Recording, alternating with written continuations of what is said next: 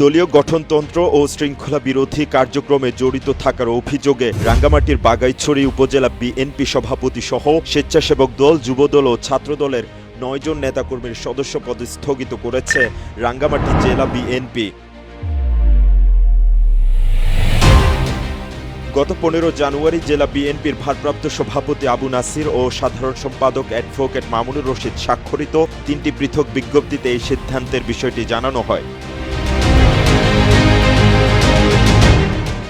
বিজ্ঞপ্তিতে বলা হয়, অবৈধ সিগারেট ব্যবসা, বাজার ফান্ড ও পৌরটোল দখল, বালুর মহাল থেকে চাঁদা আদায় এবং স্থানীয় জনগণকে জিম্মি করে টাকা আদায় সহ বিভিন্ন অপকর্মের অভিযোগে প্রিন্ট ও ইলেকট্রনিক মিডিয়ায় সংবাদ প্রকাশিত হয়। এছাড়া রাতের আধারে বিভিন্ন বাগানের গাছ কেটে নেওয়ার মতো অভিযোগও রয়েছে তাদের বিরুদ্ধে।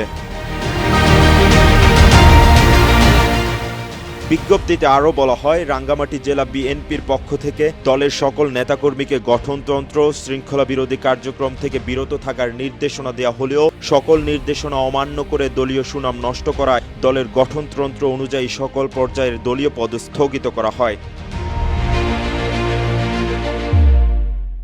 এই বিষয়ে রাঙ্গামাটি জেলা বিএনপির সিনিয়র সহসভাপতি মোহাম্মদ আবু নাসিরকে আহ্বায়ক করে ৫ সদস্যের একটি তদন্ত কমিটি গঠন করেছে জেলা বিএনপি। এই কমিটিকে আগামী ৩০ জানুয়ারির মধ্যে সরেজমিনে তদন্ত করে রিপোর্ট জমা দেওয়ার জন্য নির্দেশনা দেওয়া হয়েছে বলেও বিজ্ঞপ্তিতে উল্লেখ করা হয়।